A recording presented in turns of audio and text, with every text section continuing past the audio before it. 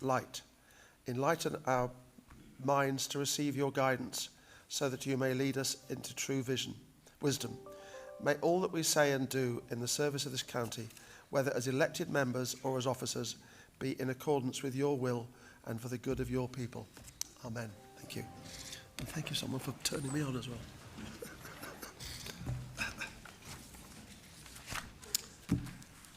In the event of us having to evacuate the council chamber, would everyone leave by one of the two exits at the rear of the building, please? Chamber. Officers will be on hand to assist with anybody with disabilities. Mobile phones. May I ask all members who have their mobile phones with them to ensure that they are switched off so they will not disturb the meeting. Thank you, Kevin. Agenda item number 1. Chairman's announcements. Armistice Day.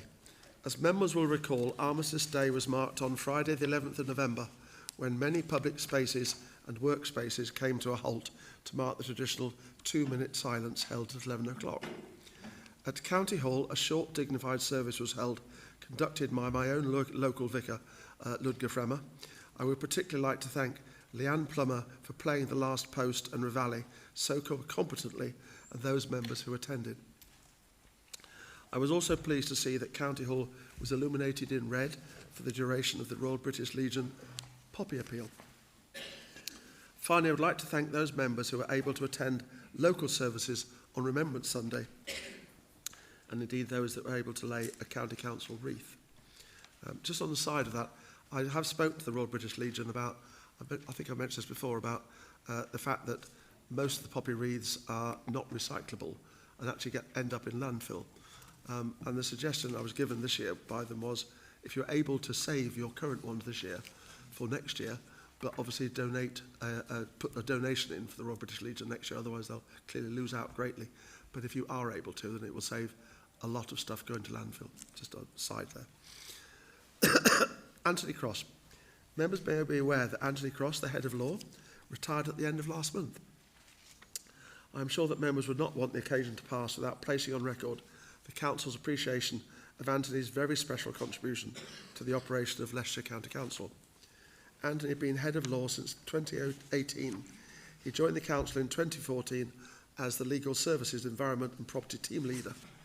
At the time, his plan was just to do a short stint back in local government after a couple of years or so trying his hand in private practice. Prior to his private sector job, Anthony worked in Leicester City Council's legal section for over 22 years. The County Council has a great deal to thank Anthony for. The fact that the County Council has a reputation for good governance and high standards of conduct, particularly in the area of planning, owes a great deal to his hard work and integrity, honed over a legal career in local government which started in 1982. His interest in planning law means that he cannot be here in the Chamber today, as he's down in London at the High Court as an interested spectator at the High Court Judicial Review hearing concerning the County Council's Lutterworth East planning application. I think big thanks to Anthony anyway. Great British Care Awards. The Inspired to Care team received the Outstanding Contribution to Social Care Award at the Great British Care Awards, which recognise the hard work, achievements and dedication of social care practitioners across the UK. The Inspired to Care team helps social care providers recruit committed frontline care professionals by promoting the rewards of a career in care. The team achieves this through liaising with social care employers to provide tailored recruitment and retention resources. The team also provides support to individuals so that they can start their journey towards a career in social care and help countless vulnerable adults across Leicestershire. National Social Work Award. Aisha Dalby, Team Manager, Child Sexual Exploitation Team in the Children and Families Department, received a Silver Award for Team Manager of the Year at the National Social Work Awards. This is a massive achievement for Aisha, receiving national recognition of her team manager role in such a key area of practice. The work of the Child Criminal Exploitation Team is a key priority, and in Leicestershire we have developed an effective multi-agency response team to combat all forms of exploitation. Bradgate Park. Bradgate Park won Large Visitor Attraction of the Year 2022 at the Leicestershire Tourism and Hospitality Awards and will now go on to the national competition next year. In addition, Bradgate volunteers won Volunteer Team of the Year at the Green Flag Best of the Best Awards recently. Given the County Council's close involvement with Bradgate, I'm sure members will want to add the Council's congratulations to all concerned, as well as to the Inspired to Care team and Aisha Dolby. I'd like to thank them.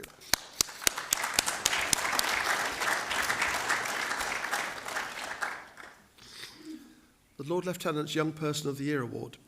The nominations process for the Lord Lieutenant's Young Person of the Year Award opened on Monday, 5th of December, i.e. Monday this week.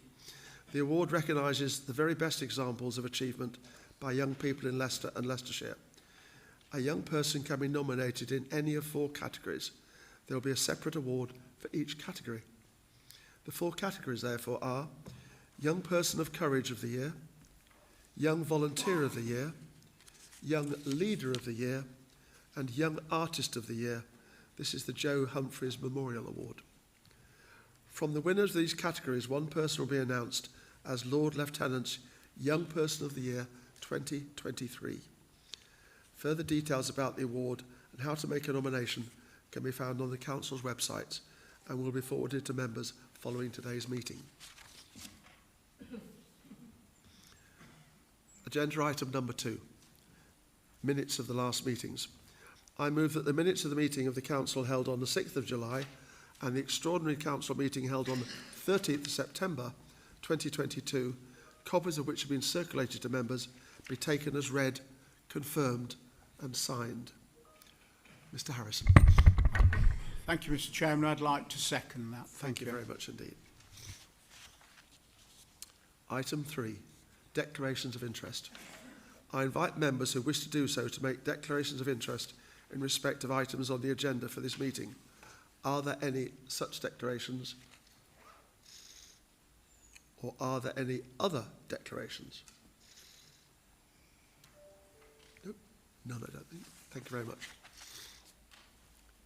Agenda item number 4. Questions asked under Standing Orders 7.1 brackets 2 and 5. The questions and replies set out in the order paper will be taken as read and entered into the minutes. I understand, Mr. Hunt, that you wish to ask supplementary questions on both questions that have been submitted. Mr. Hunt, do you want to ask your supplementary question on question A, greenhouse gases and contracts? Thank you, Chair. Yes, concerning the emissions from the new residual waste contract, which weren't available within the contract, why didn't we ask for them? Mr. Payne, are you ready to answer? Thank you, Chairman. I refer the answer to which has already been answered on question 2 of Mr. Hunt's 4 sets of questions. It comes down to timing, and this contract was, the procurement for it started over 3 years ago, before the Council had even declared a climate emergency. And in answer to question 2, we've already stipulated that we don't require schools and waste contracts to provide that type of information. So that was the answer to question, the first and question. it then says, do you want to ask your supplementary question on question B, Charnwood Local Plan? No.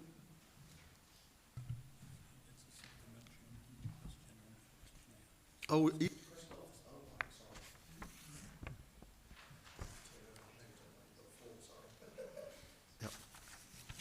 So my second question on this topic is that nobody expects carbon emissions to be estimated on more than a proportional basis to their needs. But what sense does it make to have a net zero target when we aren't counting the emissions, as indeed it appears not? Mr. Payne, are you answer that? I'll try to, Chairman. I'm not sure if the question is entirely clear, but we do count the emissions, my understanding is, in the total emissions emitted by Leicestershire in accordance with BEIS data.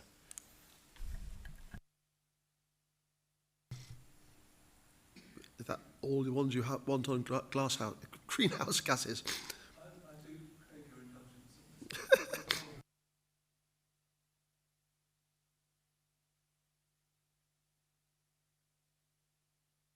This is essentially on the Charnwood local plan, which refers to us, the authority maxing out on sustainable travel in terms not stated.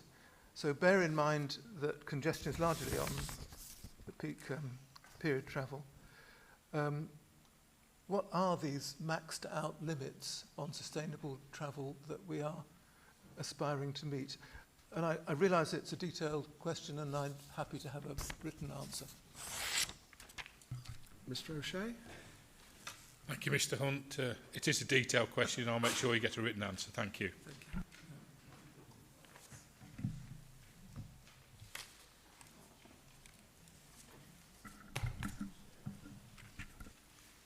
Agenda item number 5, to receive position statements from members of the Cabinet. I'll now invite the leader to make his position statement. When the leader has finished his statement, I'll invite Mr Mullaney and then Mrs Hack as leader of the opposition to speak. If you wish to speak, also please raise your hand and I can then ask you to speak. Thank you.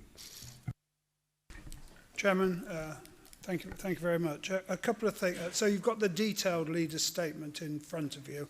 I will not read it all. I have a few points to accentuate it. Before I start, can I also place on record, Chairman, it's novelty, but Anthony Cross was a particularly good guy who worked for us. Not only was he a good lawyer, he was a good person and a good servant of local government throughout his 40 years, I think, if you add it all up, of service. So if I can just record that. I know it's an anomaly to do it, but he was a good guy. On Bradgate as well, Chairman, Deborah and I'm the chairman, Deborah serves on Bradgate with me. It is a really good, well-run charity.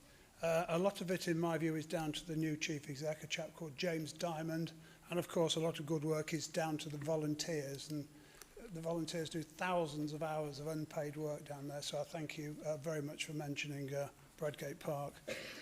On the MTFS then, so the autumn statement was a bit better than we expected, but as everybody knows who's been here a long time like me, the devil is in the detail, and until we get the final settlement, we don't know where we are. But let's assume that we're still in a dire financial situation, and if you look at the numbers, the medium-term outlook is still not good. So what we've done this year is all groups have been briefed by the Director of Corporate Resources. That's either Chris Tambini or Declan, and I think it served everybody well to have the knowledge of those two guys running you through the paperwork at group meetings and enabled you to ask some difficult questions. And obviously going forward we'll need to balance the budget in February. There will be difficult decisions.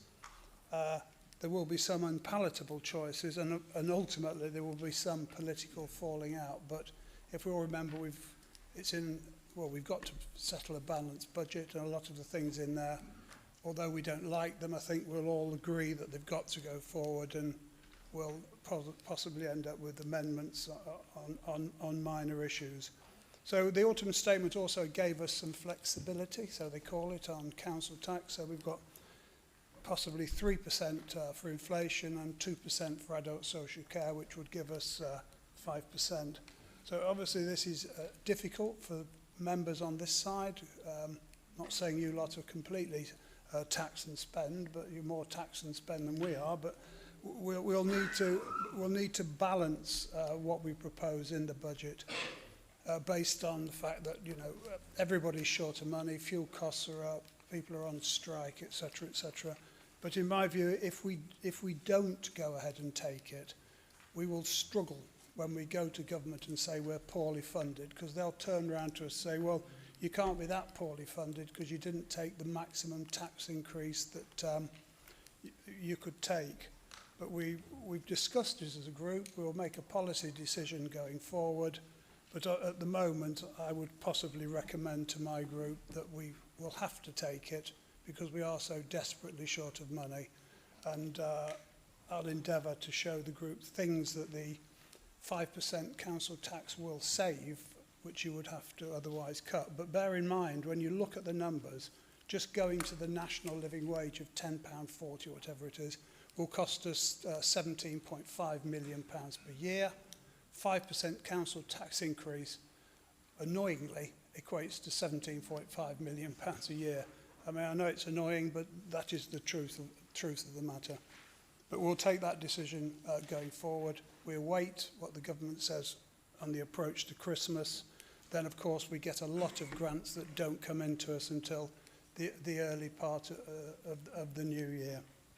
Midlands Mainline and Network Rail. So obviously we're keen that and excited that we're actually going to get our rail network electrified, but we're a bit fed up with Network Rail that the work they do meets safety and design standards.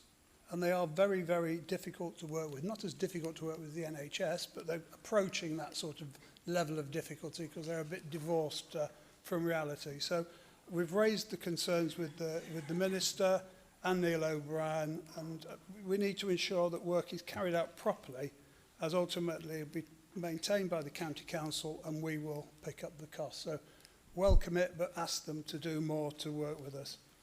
Obviously, I've got a paragraph in on cost of living. The challenges facing all households are particularly difficult. I thank all council staff and community and voluntary groups involved for putting together the package of measures to support the most vulnerable in our community. The cost of living challenge is also faced by council staff, and we're putting in place measures to support them, including an informal, we decided not to call it food bank, it's more of a food share arrangement. If you call it food bank, it has all manner of regulation and connotations, but Deborah and I approved it the other day at Strategy Group, some sort of food share idea which we're bringing forward. Gordon McFarlane suggested it to us. I thought it was a pretty good scheme, easy to introduce, easy for people to partake of, either take from or give to. And if you want any more detail, get it from the Chief or Gordon McFarlane. But I thought it was a good idea and showed willing and also acknowledged that a lot of people, even those that are in full-time employment, are facing some difficulty. On asylum seekers and Ukrainian guests, we've actually done well as a county with this. A lot of the guests are now coming to the end of their 6-month contract, so to speak, with who they're staying with. We did put in extra money to encourage people to keep the guests with them. But it is difficult because, as I said to Brian Lovegrove over lunch, if I had a best friend move in for 6 months, after 6 months you're thinking, well, he's a good friend, and I'll be glad when he's gone. And a lot of people will be in that situation. That's not saying there's anything wrong with Ukrainian guests, there's nothing wrong with the people who are hosting them, but 6 months of someone in your house, especially if it's not a big house, it is a lot of time, and they will need to be rehomed, reaccommodated. There is very little social care left or slack in the system for the boroughs and districts to accommodate them. The government's had an agenda to try and drive private landlords out of the private rented sector, so what there is left is expensive. So it will be difficult. And also we've still got the mess, which is Syrian asylum seekers, Afghan asylum seekers, all in temporary accommodation, plus the fact now the government or the Home Office suddenly dump hundreds of people that have arrived in on boats in random hotels throughout the county. Some are in appropriate locations, a lot are in highly inappropriate locations, and you have to think of one up in Melton Mowbray, which is entirely the wrong place to be putting people.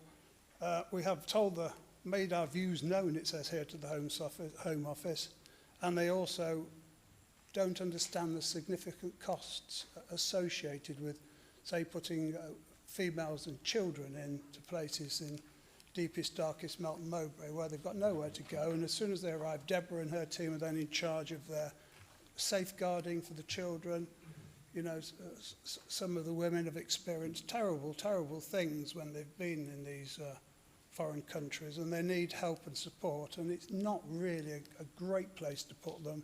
It's not a great idea not to tell us. It's not a great idea not to tell the Member of Parliament, and it's not a great idea not to tell the District Council. So we've made our views known, but we will endeavour to do our utmost best with it, because of course the costs are significant and we have zero money to spare. Foster carers, not much more to add to this, what's in my statement, other than to urge members to raise awareness of the important service among local communities and urge people to come forward. I mean, children in foster care is loads better for the children and loads more less expensive for ourselves. So if we can encourage more, it's good. We do well, but there's always room to do better, and it is, you know, better for the children in the long run. Winter preparations, again, I'm not going to say too much because Ozzy knows all about gritting and stuff, but I want to thank the crews that they've started. They'll be really busy next week because it's looking like -5, -10, etc. And going out in all kinds of weather, you know, in the dark of the night keeps people safe. So thanks to them. And with that, I'll conclude. Thank you, Mr. Ashton. Mr. Mullaney. Thank you, Mr. Chairman.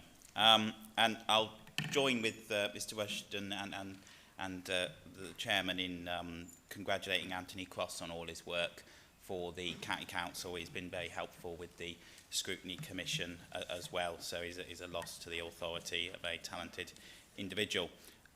In terms of the various items on the report today, obviously in terms of the cost of living, it's an extremely difficult time for residents in Leicestershire and across the country, and any support the county can give to try and mitigate the effects of the cost of living crisis is to be welcomed. In terms of the Ukrainian guests, we continue to show our appreciation to all the people in the county who have housed guests from the Ukraine and opened their homes to these people escaping from such terrible situations. In terms of the Midland Main Line, this is an issue which has gone on and on, starting in terms of the delivery of the electrification through the whole of the East Midlands. We would hope that eventually we will see this delivered all the way through the East Midlands, but we will wait and see. And in terms of the asylum seeker situation, I would just also agree that it was incredibly disappointing that the government didn't engage with agencies, whether it was the council or other authorities, before making those decisions and just going ahead without consulting people. In terms of the MTFS, we continue to be very concerned about the situation with the medium-term financial strategy. And whilst it's clear that some things that are causing the council's financial situation are beyond its control, Ukraine, COVID, the reality is that things that were controllable have contributed to the current very, very dire financial situation at the county council.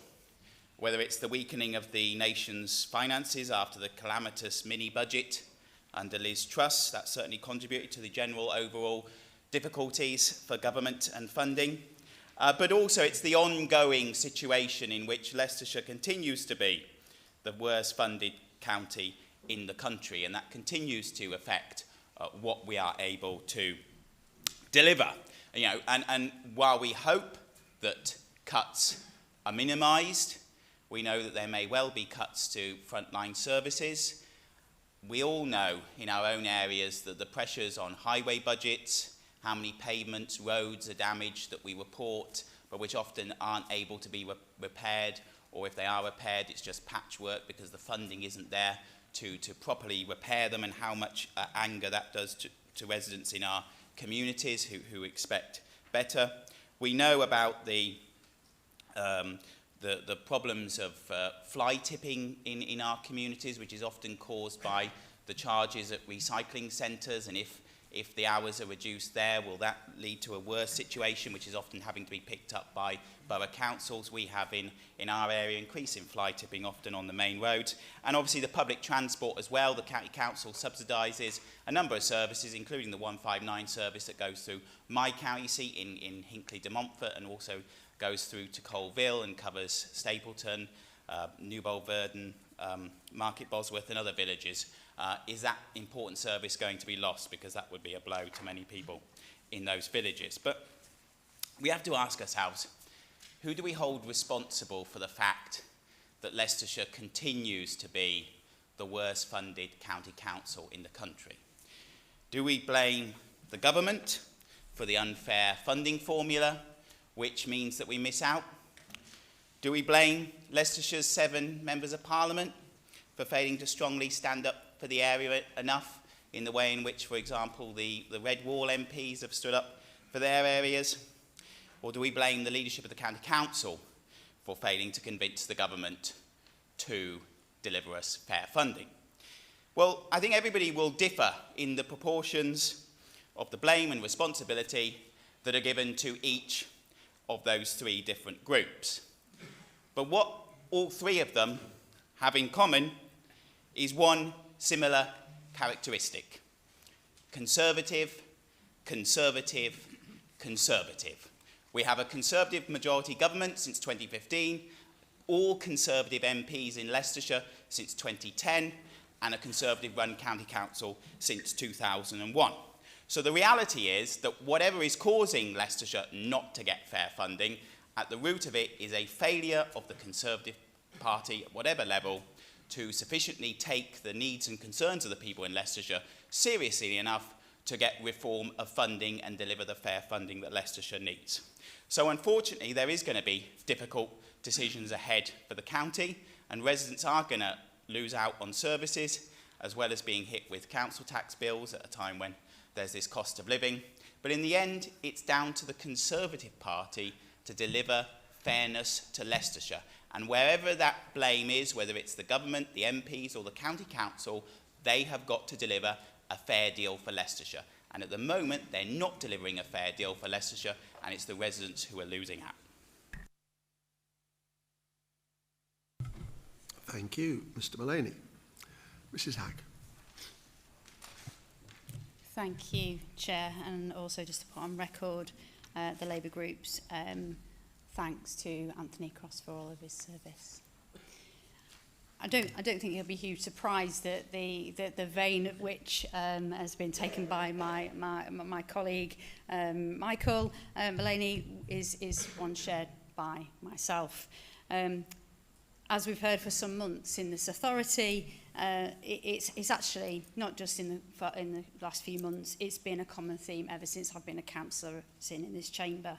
Yet more pressure on council resources, yet more pressure, yet more pressure, yet more pressure, cuts, cuts, cuts. But yet after several years of lobbying for government for Leicestershire to get more resources for our residents, nothing's been forthcoming. And now the pressure's becoming much more acute. Balancing cuts to services when there is nothing left to cut, or very little left to cut, makes our job here on all sides so difficult, particularly when council tax increases are still in the offing. Our residents will continue to expect services at current levels if their bills are going up, and I think that is pretty obvious. And I've always felt very similar. Had the Conservatives in Westminster wanted to provide additional support to Leicestershire, it would have done, whichever guise it had come forward for, but we still find ourselves here. And it's interesting, I wrote something very similar, is you do have to wonder if our downfall in Leicestershire is consistently, we're just taken for granted in Westminster. So there's just no need to support us. They're keeping us hanging by a thread. And I think that's something that is of huge concern. I'm sure we'll have more and more conversations on the MTFS as we go through budget rounds and through the scrutiny committees. I also welcome the update on cost of living.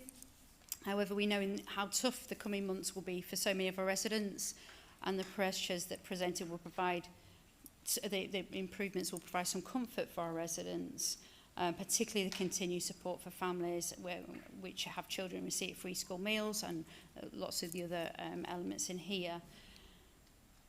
But it does really make you think. It worries me that such facilities such as warm banks and having to look at food share for our own staff is of real, it's of real worry when in reality we're one of the richest nations on earth and we still are having to take these measures.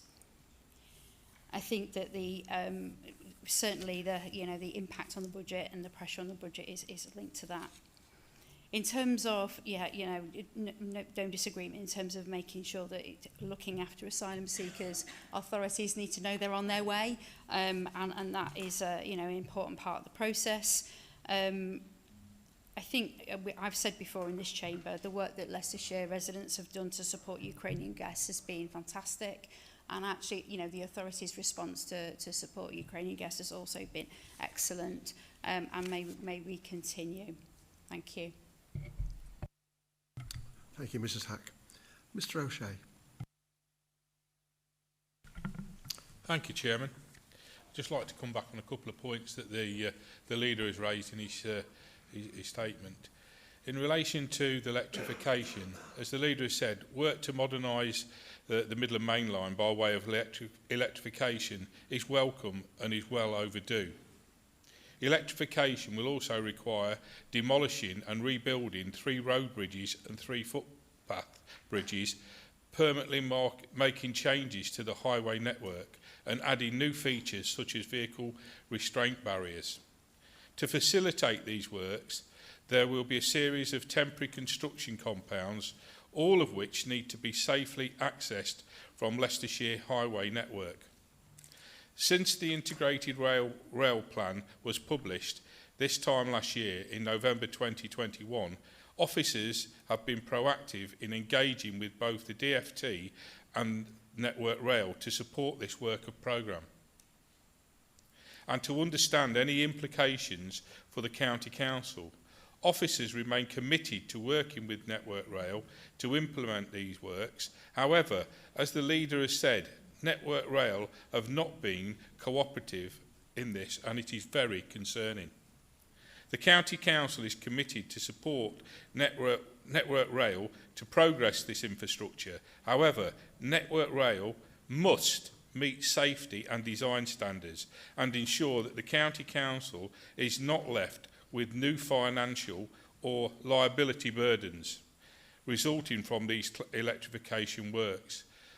Both myself and Jana Walker, the Assistant Director, are arranging a meeting in the next few weeks with Network Rail to discuss these issues. We want to see the electrification move forward. It's been a long time coming, and we are gladly prepared to work with Network Rail to deliver this for Leicestershire. Moving on to the winter programme, as the leader has said, the winter gritting service operates 7 days a week, including Christmas and New Year.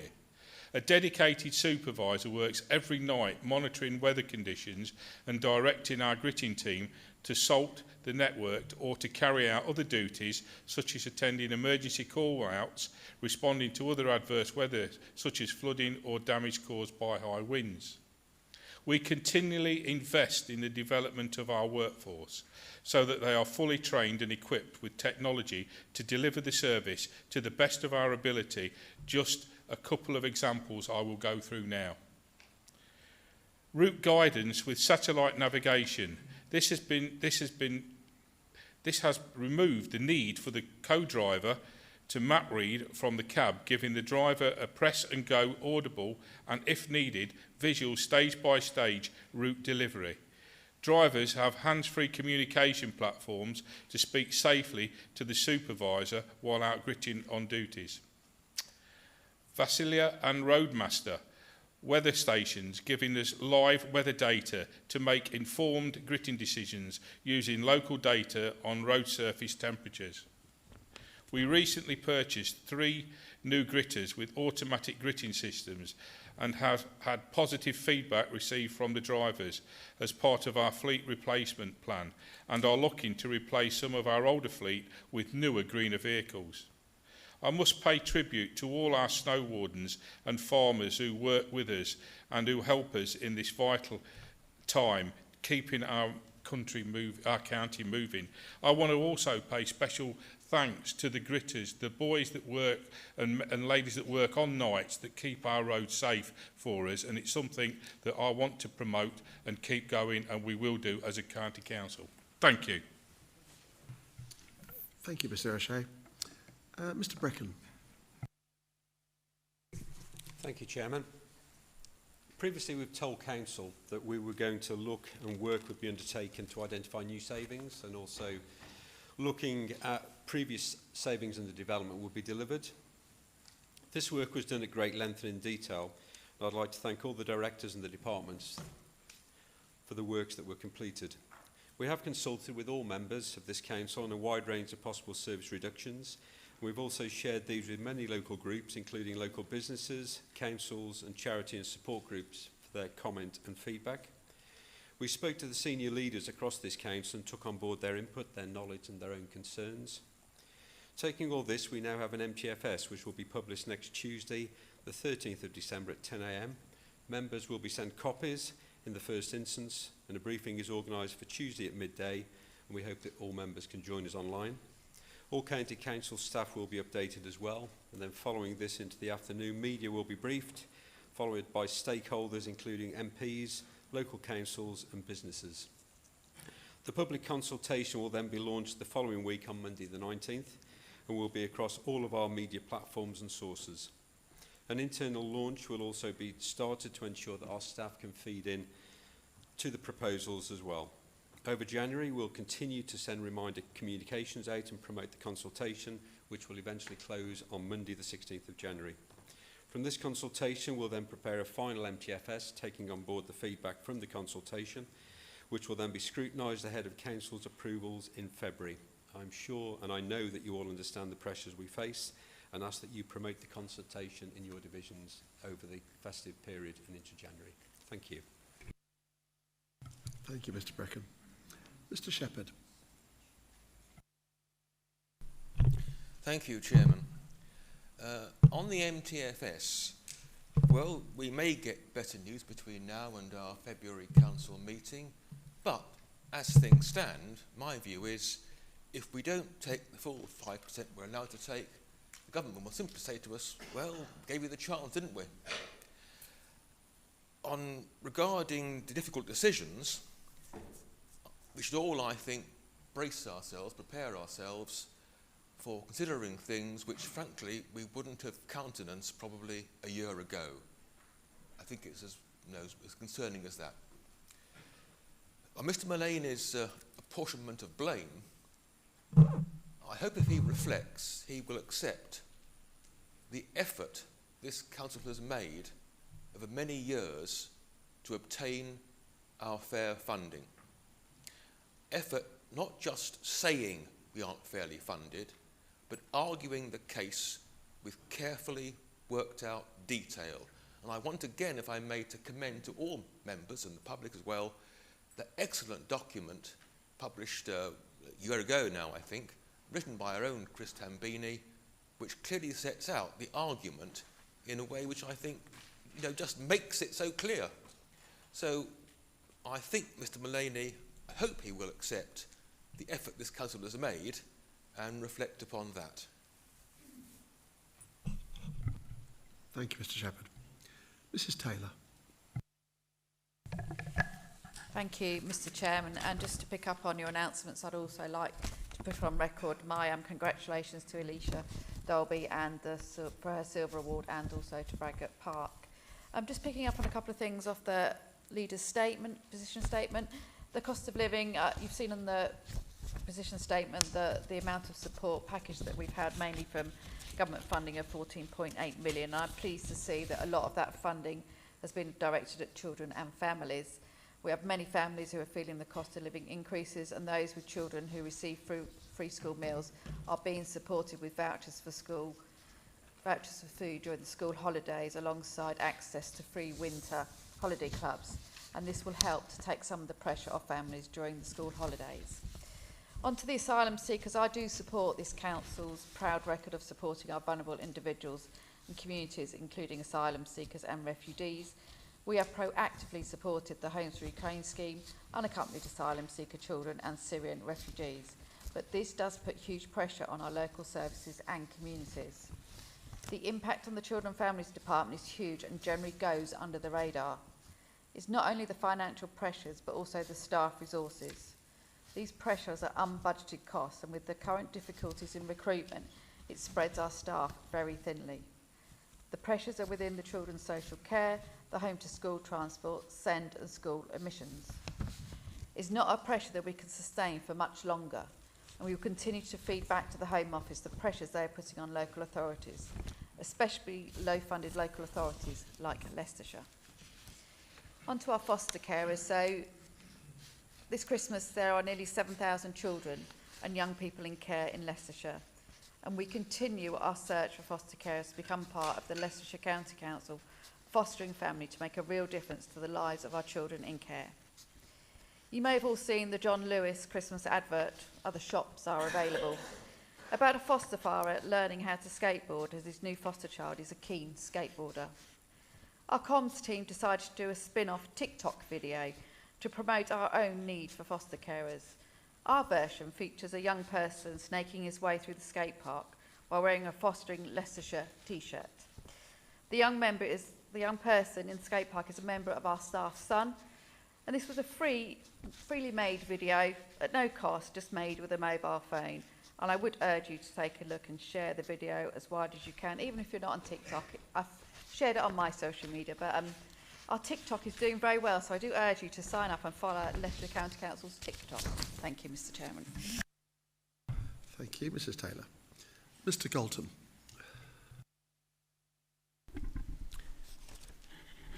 Yes, thank you, Chairman.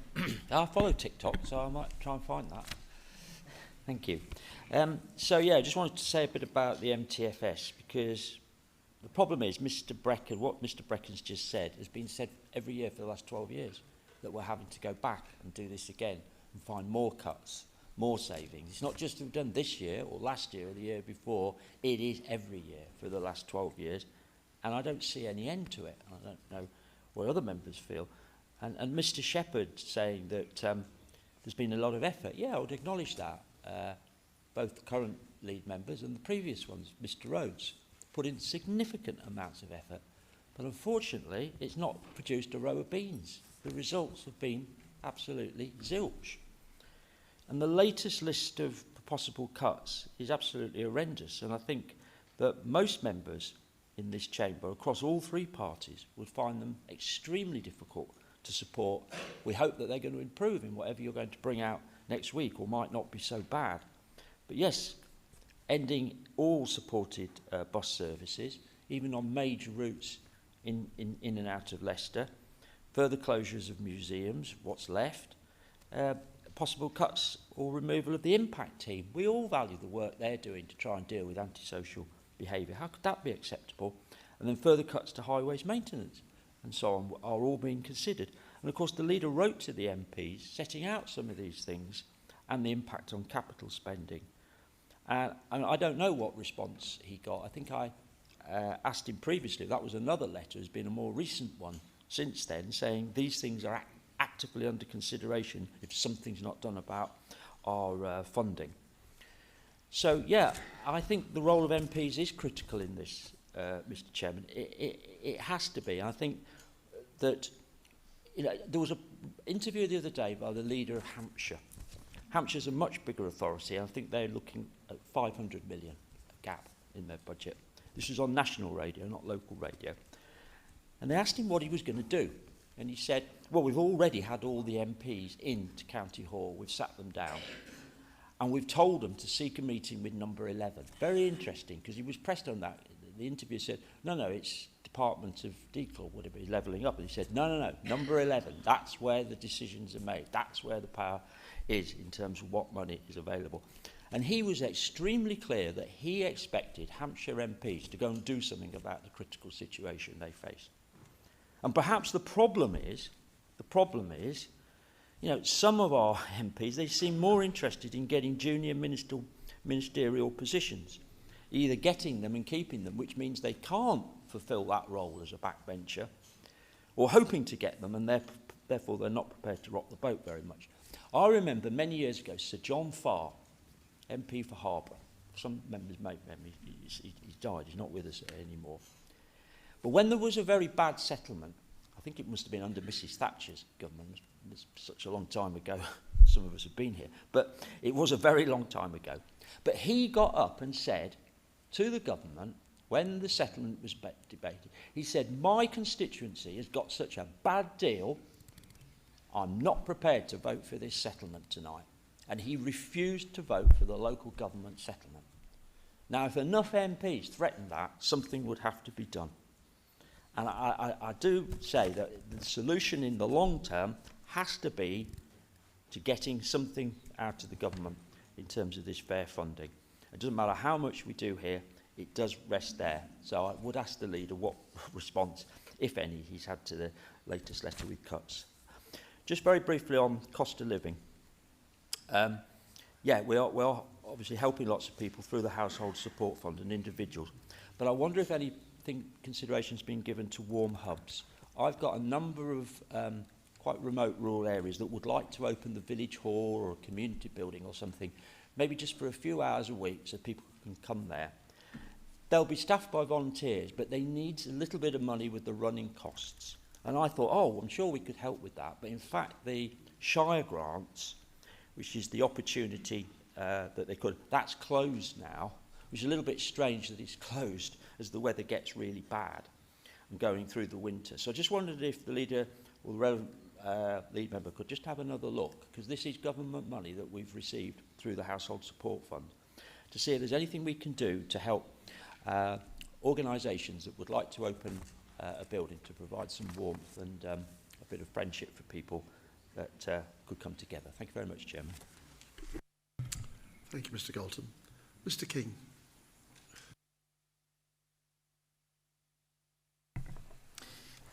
Yeah, thank you, Chairman. So I welcome the leader's comments about Midland Main Line. As the member for Market Harbour West and Foxton, Market Harbour Railway Station is the third most used railway station according to the Office of Rail and Road, which reported last week. And importantly, the electrification of Midland Main Line between Market Harbour and Wigston will lead to reduced noise emissions, reduced pollution emissions, and also hopefully will increase reliability of the services when they start running the BIMO trains, which I believe will be in 24 or early 25. But I pick up the point that he's made about highways, but actually I think there are other opportunities here to replace, for example, footbridges that are very difficult for residents to access, i.e. there are lots of steps, but actually what we probably need is some of those to be replaced with ramped access.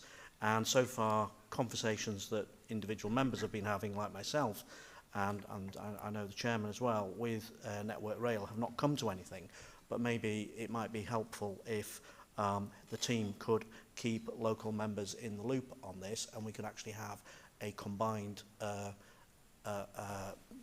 triangulation on this with the cabinet member and also with the lead officers, to actually have conversation with Network Rail about what they, not just the issues that highways are having, but actually some of these more local issues in terms of pedestrian access over some of these outdated footbridges. The other thing I just wanted to mention, I'd like to also thank the leader for his comments about Ukrainian refugees. Ukrainian refugees are a very significant number in Market Harbour, and residents, those who've very kindly hosted people in their own homes, are getting to the end of their the point which they thought they were going to be having these very needy people in their homes. So it is concerning. So obviously I just encourage that we continue working well with the local housing authorities in the localities to ensure that people, if they do need to be rehoused or find a new sponsor to accommodate them, that we are working positively together on that. Thank you. Thank you, Mr. King. Mr. Hunt. Thank you, Chair. I was struck by Simon Galton's comments about our 7 Conservative MPs, and if they were to get together with the Hampshire 7 or 8 MPs and a few other Conservative MPs around the country, I think we might make some progress there, don't you think? It seems to be in the air. The Conservatives are starting to think for themselves in Parliament, so that was what I meant. I thought the opposition. The point I wanted to make was a serious one, actually, about the asylum seekers and the assumption that the leaders made, a fair assumption, that there aren't the facilities in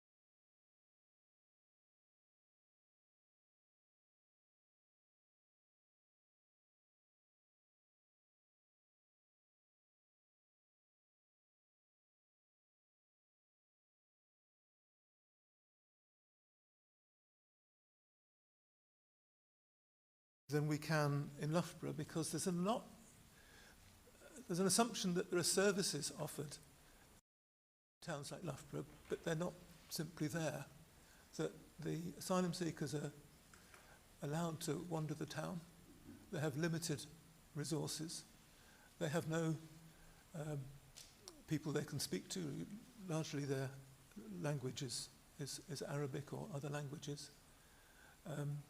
And we are really concerned about the support that they're not getting in Loughborough, as indeed members will be concerned about other places. Thank you, Mr Hunt. Mr Bill. Yes, thank you, Chairman. The several people on this side of the House, if you like, have raised this question of the degree to which we've put effort in over the years to try to get a better funding for this county. Simon mentioned 12 years, and I think it's gone back long before that. It's never been very good here at all.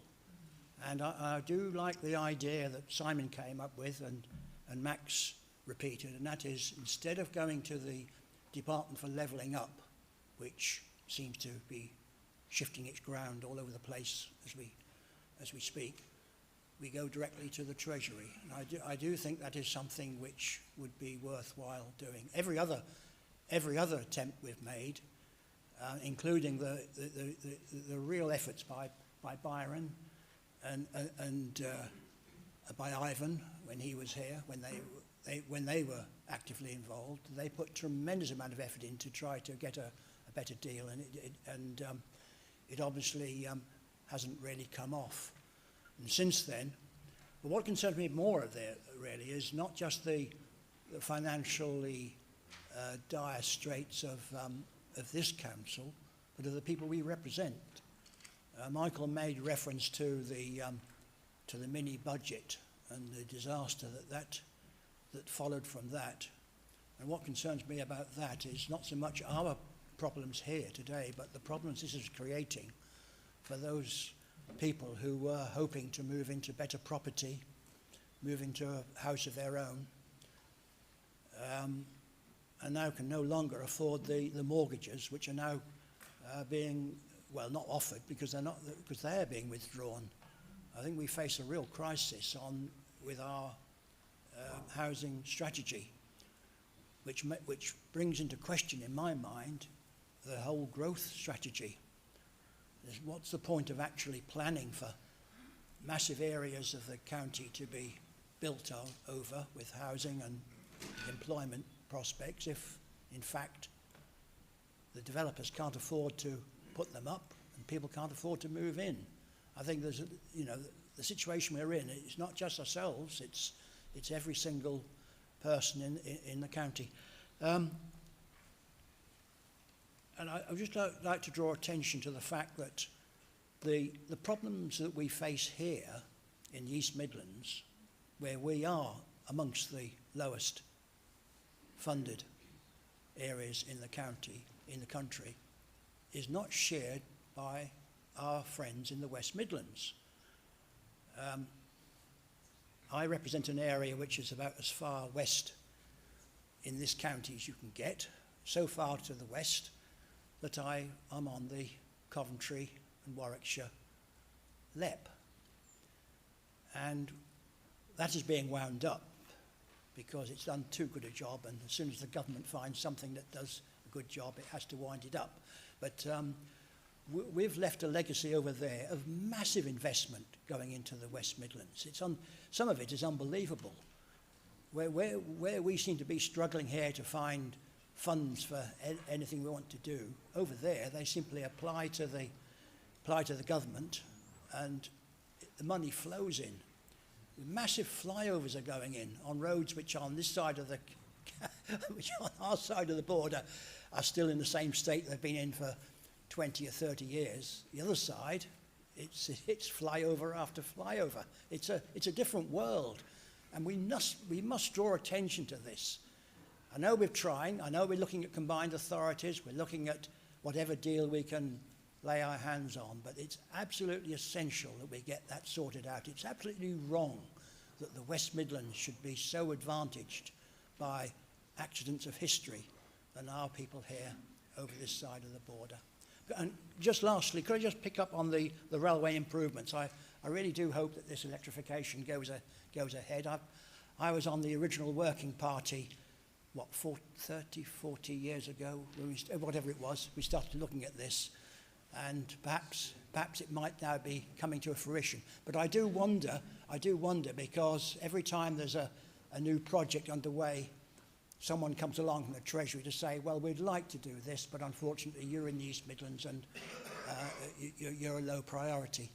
And lastly on this point, if I may, Chairman, there's been a lot of talk about the Midlands Connect plan to put is it £1.5 million scheme into improving the line between Leicester and Birmingham, which is a great scheme we all want to see happen, but it is still only a bid, as far as I can understand it. It has not yet been approved by the Treasury, and until the Treasury gives that approval, it isn't going to happen. So I hope we keep up the pressure, but I'm not holding my breath that we're going to see it happen, I'm afraid. Thank you, Chairman.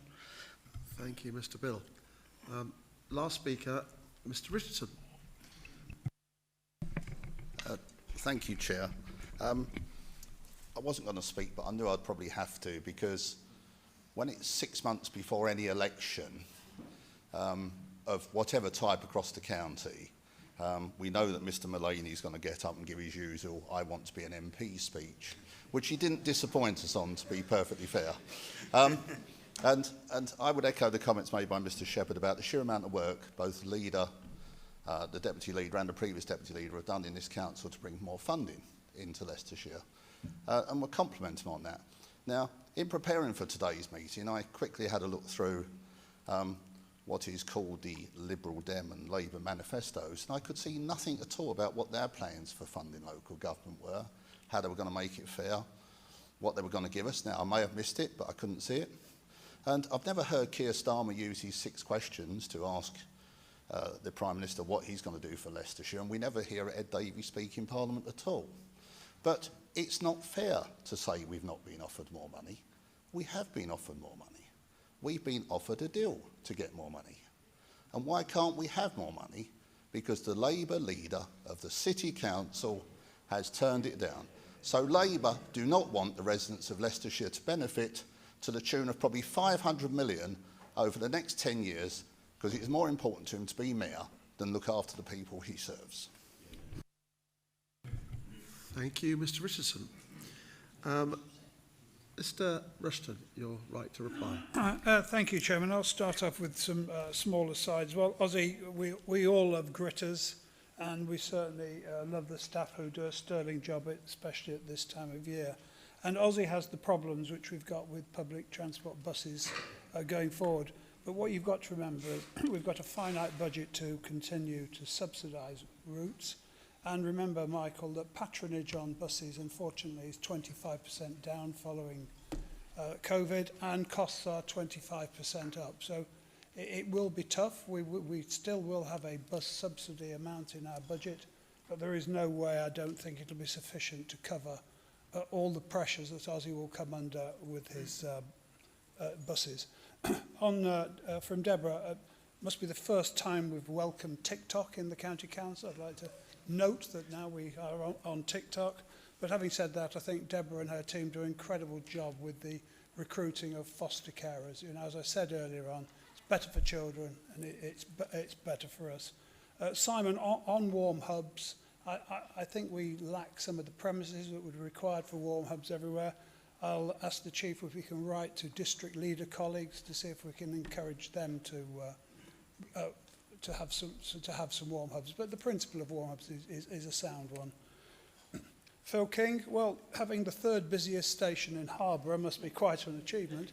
And if you want to discuss your bridges, I suggest you go and have a word with Ozzy. On the Max, asylum seekers, well, you're absolutely right, Max. The whole system is a real problem, and I did mention it in my position statement. It's not just one group. There are so many different groups who've now arrived in this country. You know, I can just think of Afghans, Syrians, Ukrainians, spontaneous arrivals on boats, spontaneous arrivals on trucks at Leicester Forest East. It is a real problem. And as a caring person, looking how I'd try and solve it, I just cannot see a way through it. It is a political nightmare, but it's something we all need to consider, how we can make sure that when they do arrive, they're safe, and the ones that have come here for other reasons are not allowed to stay. But it's a very difficult one to call. Michael, generally supportive comments. Generally, Michael, bearing in mind you are standing in May. We are the worst funded council, and Amanda said the same. And when you look at it, it is pretty hard to defend, because we have done hours and hours of work. Not just me, Deborah, Byron when he was deputy leader, the chief. We have seen MPs, we have written to MPs. I've got a note here from David. MPs are seeing the Chancellor. If you want me to go to number 10, if I can get in, I'd go to number 10. In fact, I'd go anywhere if we could get more funding, because the 11 years next year that I've been leader and the 6 or 7 years as deputy to David were badly funded. And I think, you know, people like Simon, who've been here since he was 12 years old, were badly funded when he first came here. And we never seemed to do any good. But I don't think if we ever had a Liberal government, of which is very, very slim chance of having that, that you lot would do much better than we have. When you were in cahoots with us as part of the coalition, you didn't do any good for us. So what we can promise to do, and what we've always promised to do, is we are a top performing county council. And for year after year, we've been either first or second with the resources we've got. We've also had manifesto pledges of the Tory administration that we will protect the vulnerable. So year after year, even though we're badly funded, we've found extra money for adult social care and children's social care, which is what we consider to be the vulnerable. So despite all the problems we've got, we always do the best with the money we've got, with the manifesto pledge behind it, to protect the vulnerable. And I think those of us are being elected or not elected next year or in 2 years' time will be proud of our record. Okay, we're low funded, but we spend our resources wisely, we perform to the best of our ability, and we protect the vulnerable. Thank you, Chairman. Thank you very much, Mr. Rushton. We now move on to the lead member for Communities and Staff Relations, Mrs. Posnett. I invite you to make your position statement. Thank you. Thank you, Chairman. It is a pleasure to introduce the Community's annual report, which brings together and celebrates work within my portfolio that has been carried out working with and alongside Leicestershire communities. Whilst the period of the report was one where we felt the continuing impact of the COVID pandemic, later in the year, as the impact of COVID lessened, it was heartening to see a resumption of community activities with increased community links, meetings and events to support and bring people together. During the last year, we have also seen an increased council and community focus on responding to the cost of living crisis. This has included increased and ongoing crisis and hardship support delivered jointly with community organisations and health and government partners. Working with Leicestershire communities is central to how all our services are designed and delivered, and I'm delighted that this ethos has been encapsulated in the recent review and update of the Council's community strategy, our community's approach. Communities are at the forefront of all that the Council does, and it is encouraging that the approach is centred on an increased and ongoing commitment to building on the strength of local people and places. Since the approach was adopted, we have made particularly good progress with development of the Council's volunteering strategy, supporting volunteers and continuing support for voluntary sector organisations. We are also continuing to provide information and support for our communities through our Leicestershire Communities website, which has recently been refreshed with an emphasis on an interactive, accessible and engaging experience for users. I'm sure that the work outlined in this annual report provides the inspiration for us all to continue with and to build on our work to help promote and sustain strong, resilient, happy and healthy communities in Leicestershire. The annual report is available on the Leicestershire Communities website and on the Members Hub. Thank you. Thank you, Mrs. Posnett. Mr. Mullaney. Just want to welcome the report and endorse what's in it. Thank you. Thank you very much. Mrs. Hack. Thank you, Pam. I also wanted to welcome the report. I completely agree. Leicestershire communities really showed their muscle during the COVID pandemic, and I think one of the things that we need to be doing is making sure we enable them to continue to be really resilient. I think a lot of volunteers were pretty tired after COVID, so working to push that forward I think is really, really useful, and thanks for the work on that. Thank you, Mrs. Hack. Mrs. Posnett, if you wish to reply. Well, just thank you for your kind comments, and I will continue to work with the communities as well as I can and help and assist them in what it is they wish to do. Thank you. Thank you very much. Agenda item number 6, reports of the Cabinet. First one, Leicestershire County Council Community Safety Strategy 2022 to 2026. Mrs. Taylor to move. Thank you, Mr. Chairman. This is the final draft of the strategy following consultation over the summer. This strategy aligns with the County Council's Strategic Plan 2022 to 2026, and it sets out the County Council's responsibility in relation to crime and disorder. The crime and disorder priorities are agreed by the Community Safety Partnerships, the Police and Crime Commissioner and other statutory agencies with whom the Council works closely with. This includes other departments within the County Council, and I move the motion. Thank you very much. Mrs. Richardson. Thank you. I'd like to second this report and thank everybody for their true work on this in partnership across all aspects. The community partnerships work tremendously hard right across the county through districts and parish as well. Thank you. Thank you. No other speakers. So we're asked that the Community Safety Strategy 2022 to 2026 be approved. Could you indicate by... Oh, Mrs. Hack. Oh. Apologies, Chair. I assumed you were going to go to Michael then to me, so apologies for that. I just want to say welcome to the strategy, and I think what's going to be really important is how the strategy translate to outcomes, because it's those things that we measure. And I think one of the things that I thought was quite useful in the strategy is about the safety and how people feel and the fear of crime and how that's all interconnected. I think what's quite interesting though is that the fear of crime isn't always connected to the actual levels of crime, and I think certainly the impact recently of social media spreads the local news, whether good or bad. Mostly it's the bad news that spreads more quickly, and certainly in my own division, and I'm sure we're all in exactly the same boat, we've got a really active Spotted Facebook page and the Nextdoor. And so information on crime that only a few years ago we wouldn't know about 2 streets away, we know within seconds of it taking place. So I think that the important thing in terms of the strategy is how do we deal with that particular element of instant communication. I suppose the other side, and I think it would be, this is where the finances all connect together though, isn't it? You know, we know within this services, so many of our services are seeing reductions and retractions of services.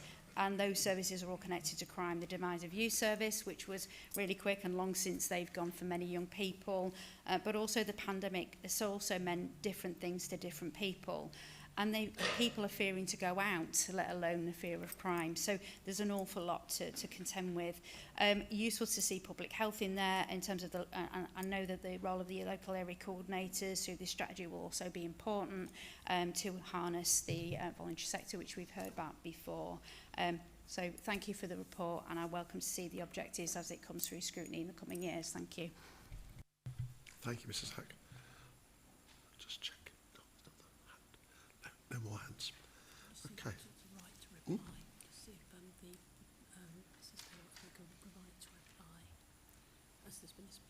Oh, I see. Yes, true. Mrs. Taylor, if you want to respond. Sorry. Thank you. Very quickly, thank you for that. Yeah, and I think it does demonstrate how if partnership works well, it can produce the outcome. So yeah, and I agree with it. And I think it is, the fear of crime is up greater because our greatest risk is from scams and cybercrime at the minute, which doesn't relate to, you know, place out on visible on the streets of the communities. So I think it is that fear. So reassurance is part of a bigger job for us all out in our communities to reassure people that they are safe. Thank you. Thanks, Mrs. Taylor. So back to where I was. That the Community Safety Strategy 2022 to 2026 be approved. Can we show with hands, please? Those who agree.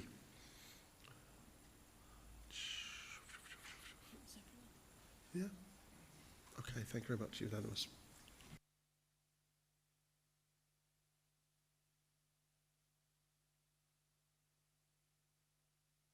You're going to move, please. Thank you, Chairman. Let's see if this moves as swiftly as the other two reports just have. So I'm delighted to share with you the Net Zero Leicestershire Strategy and Action Plan, which incorporates feedback from over 1,400 consultation responses. This ambitious strategy will see the County Council play a leading role in tackling the climate emergency, bringing together residents, businesses, public sector organisations and other stakeholders to take action to reduce emissions. This plan builds upon the work already undertaken, such as we're working with the districts to insulate hundreds of homes this winter and support residents to install solar panels. We've worked in partnership to plant over 130,000 trees. We're developing plans to install 100 community electric vehicle charging points and a solar farm in the new year. And we continue to deliver numerous additional projects from encouraging cycling and walking to reducing waste. So together, we have a real opportunity to tackle climate change and realise the range of benefits climate action can achieve for our health, economy, biodiversity. The transition to net zero will create a cleaner, greener Leicestershire for people, prosperity and the planet. A lot of people in this authority and beyond have put a lot of hard work into this strategy, so I'm more than happy to move it here today, Chairman. Thank you, Mr. Payne. Mr. O'Shea, to second. Thank you, Chairman. I'm most happy to support and second the motion, and I would like to thank the officers of this council for the hard work that they have done in developing this strategy. Thank you. Very much. Mr. Hunt. After pour a little cold water on this, I'm afraid, because this is 3 years after we declared a climate emergency. And yet there is no real action or change in this report. And I want to just outline 3 reasons. First of all, there's no figures. We're trying to drive carbon emissions down from something to nothing, but we don't know what the something is, and we're not measuring anything in that report as yet. And we've all worked very hard on this, and we're committed to continuing that. But I go on to say that there are no meaningful partnerships. If you look at other authorities, they've actually got their districts and their various public sector, particularly organisations, to sign up to their net zero carbon target. But despite the fact that the report continually says we can't do this alone, at the moment the report is alone. It hasn't even got buy-in from and sign up from districts, and that's really important. Thirdly, and probably most important, we've got 163, would you believe, actions, but not one of them is what we call a specific measurable set of actions. And yet, it wasn't difficult. The Climate Change Committee publishes regularly, as we've heard on the news feeds and so on, that there's basically about 6 things we need to look at. We need to look at clean energy, that's wind turbines and so on.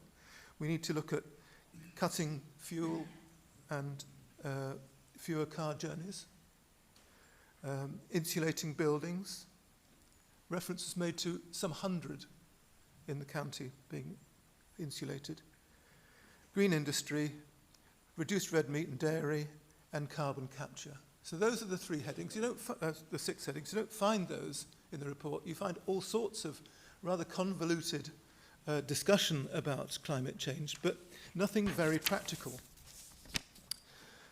Unfortunately, in some of those, we're going backwards.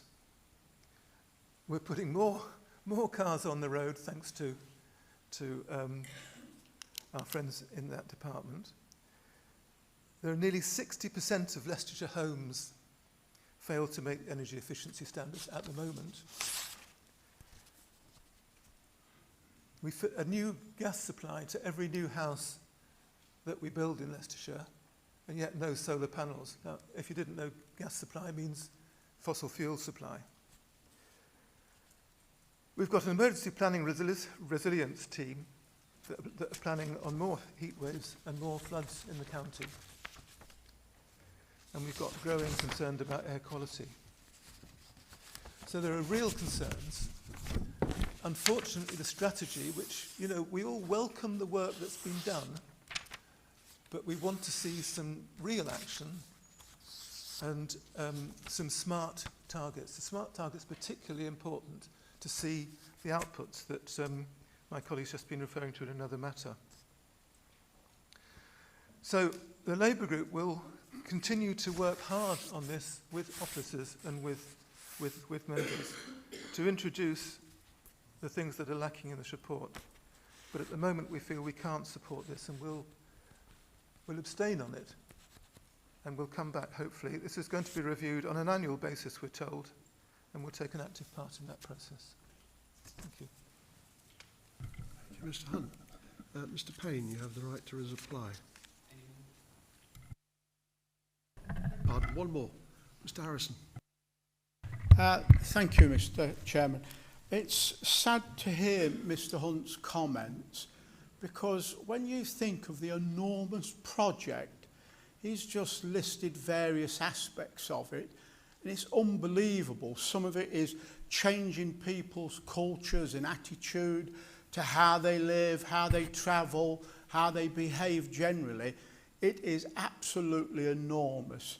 I think he ought to take some hope. The next October, DEFRA is bringing in definite rules on PM 2.5, where district councils will be obliged to measure that. Now, that's a terrible pollutant that actually kills people, but linked to that will be other research on how they're going to deal with things.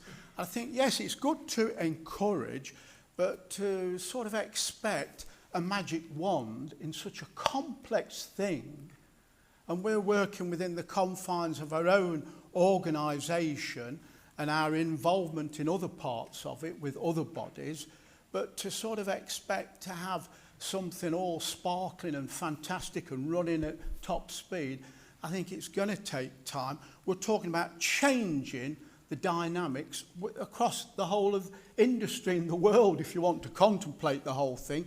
It is enormous things that we're trying to do. And it will take time, and we've just got to zone in on those aspects that we can do and achieve within our own confines and within our own finance. Thank you, Mr. Chairman. Thank you, Mr. Harrison. Mr. Bill. Dan's point about particulates. I was at a meeting of our Health and Wellbeing Board the other day, and there was an officer there from County Hall called Jenner, I think, who actually said that County Hall is now setting out standards on particulates, which it is expected to be adopted by planning authorities. Now, this was like a breath of fresh air to me, because this is something that Dan and I have been discussing some previous committee that we were both on. There are so many committees, I forget which, but we used to discuss particulates and their impact on people's health. Could I ask that health report is circulated to members, so that we've all got if we've not already seen it, we've got a better picture of what the county is trying to achieve. I think people would find it encouraging. Okay. Mo, you're right to look that one up if you can. I actually am fortunate enough to have a particulate measurement device just very close to my house. As of course I've told many times, the A6 through Kibworth is the 4th worst particulated air quality area in the East Midlands.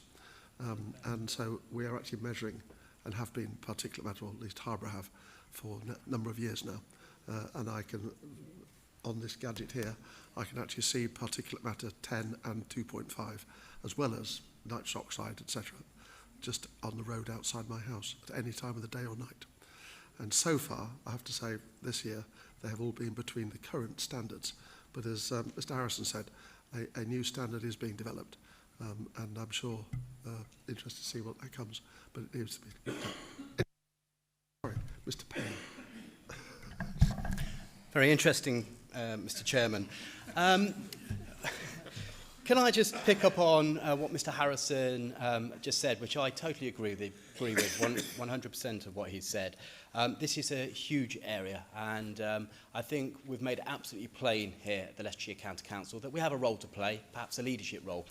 But, and I'll come to my response to Mr. Hunt in a minute, but we do not hold all the cards. So, Mr. Hunt, I'm very disappointed, Max.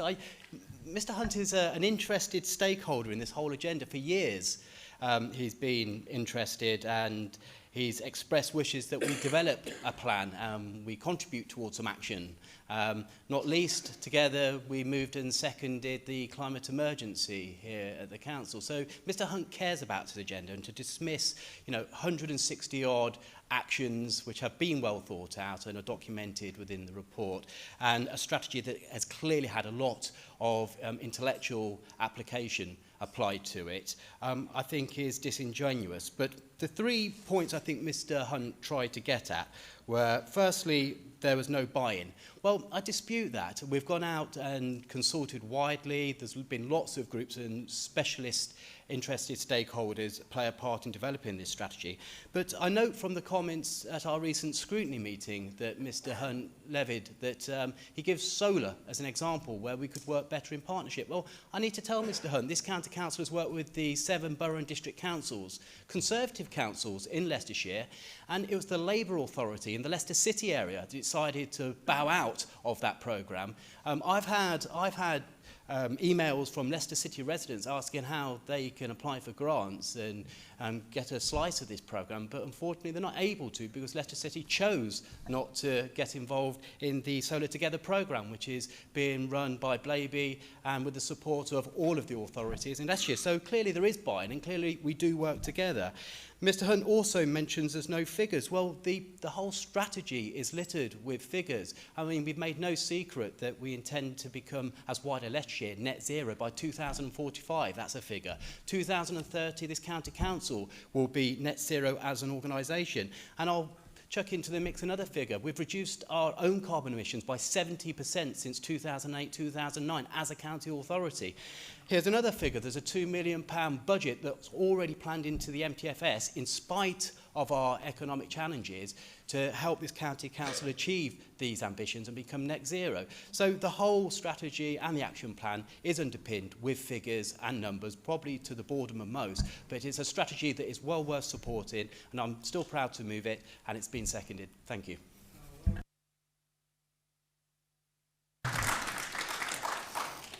Thank you, Mr. Payne. So we're now asked that the Net Zero Leicestershire Strategy and Action Plan and the Net Zero Council Action Plan set out as appendices D, E and F to this report be approved. Can we have, so by a show of hands, please?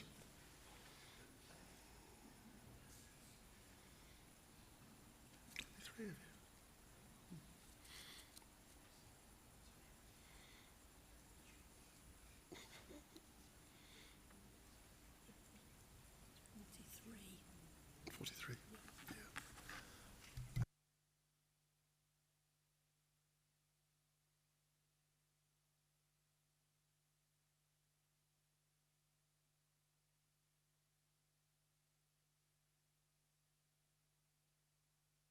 Okay, yeah, passed.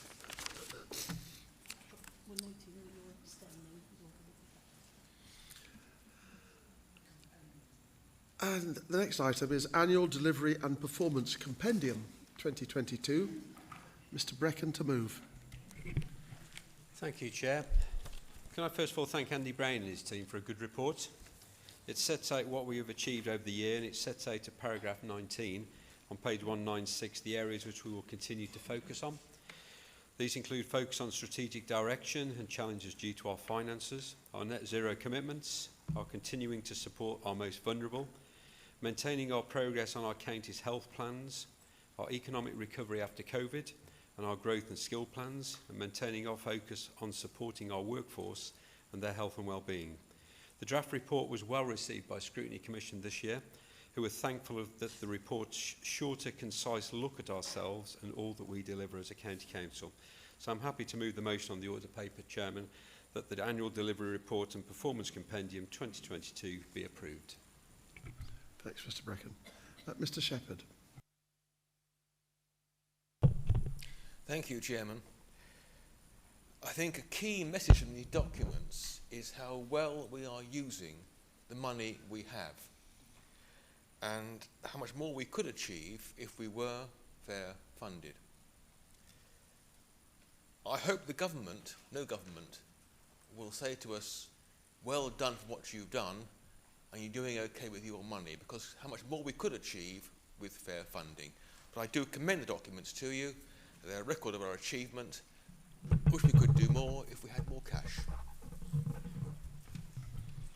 Thank you, Mr. Shepherd. Anyone wish to speak on this topic before I put it to the vote? No? Okay. The vote is then that the annual delivery report and performance compendium for 2022 be approved. Have a show of hands, please. Oh. No. Okie doke. Oh. Oh.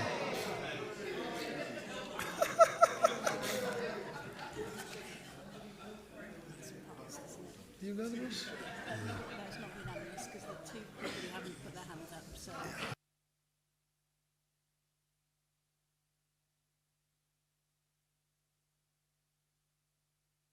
I come to item D of this section, transfer of a section of Ashby Canal. Mr. Rushton to move.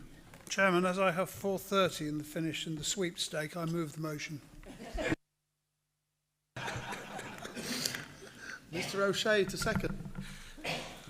I'm not in a sweepstake, but I'll second it. Thank you. So Mr. Ashby wants to speak.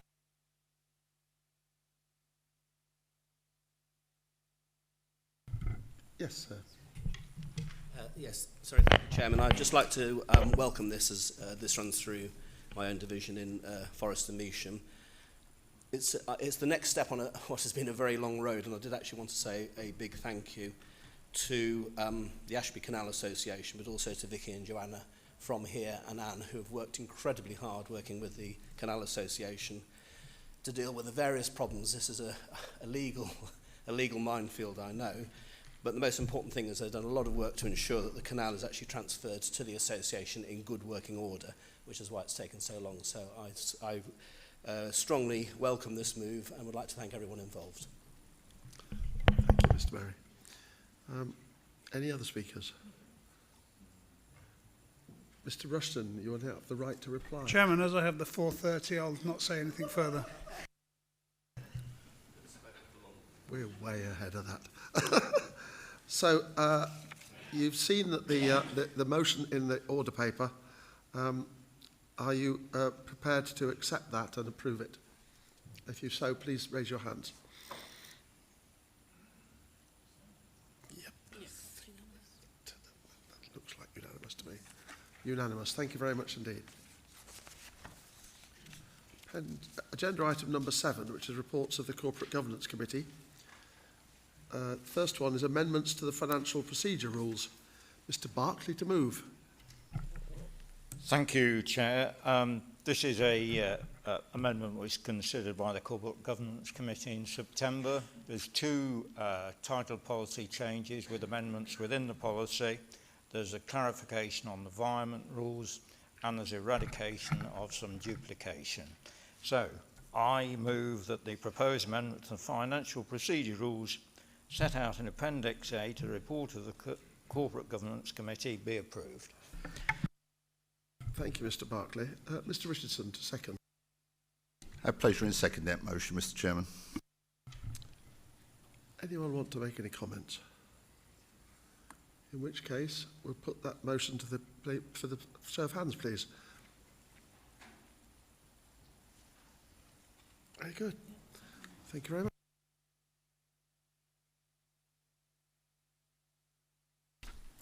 Mr. Barclay to move this one. Thank you, Chair. Again, this is a amendment to principally regarding the Code of Conduct and the planning rules regarding mainly predetermination and predisposal. I don't think there's anything that will trouble council. It's been through corporate governance, so I move that the revised members planning, code of conduct, good practice as set out in Appendix A to the report of the Corporate Governance Committee is approved. Thank you. Mr. Richardson, second. Again, have pleasure in seconding the motion, Mr. Chairman. Anyone wish to make a comment on this particular motion? In which case, I won't repeat it because Mr. Barclay has just read it out. Those are in support of it, please raise your hands.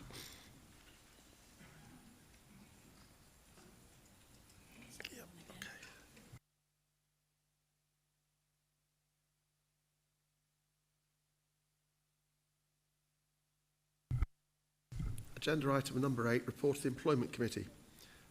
This is the first of all, well, the one that is the pay policy statement for 2023 to 2024. Mr. Brecken to move. Thank you, Chairman. For members, this is an annual requirement that the pay policy is approved by this council. The statement sets out the council's policies in relation to the remuneration of its staff and its chief officers. Remuneration includes basic salary, bonuses and other allowances or entitlements related to pay.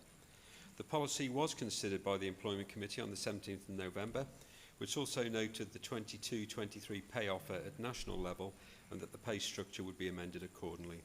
Can I thank Gordon McFarlane and his team for all the work they've done. I move that the County Council's pay policy statement 23-24 as set out in the appendix to the report of the Employment Committee be approved. Thank you, Chairman. Thank you very much. Mr. Bedford to second.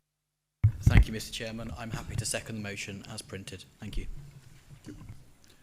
Anybody like to make a comment?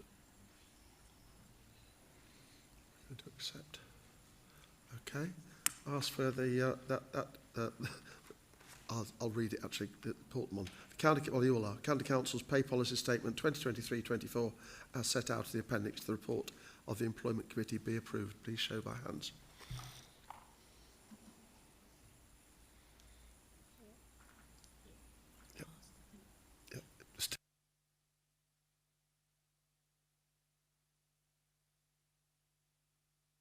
To the Constitution Committee, review and revision of the Constitution. This is you, Mr. Rushton, again, to move. I know, it's disappointing because I did have the 4:30, so unless I can pad this out for an hour, I'm afraid I'm going to have to lose. I can delay it slightly, so stop the early 3:30 people winning by wishing everyone a Merry Christmas. But beyond that, I'm going to struggle to win, so I'll just move the recommendations. Thank you very much. Taylor to second. I'm happy to second the motion as printed.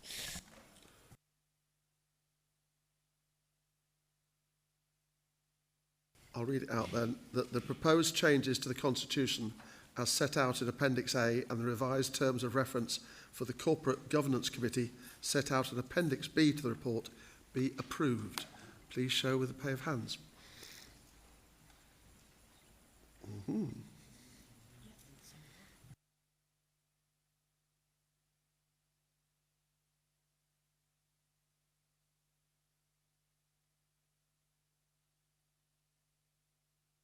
No, I didn't. However, as this is the last full council of the year, I want to wish all members and officers a very Merry Christmas and a Happy New Year, and hopefully 2023 will be far less eventful than the previous.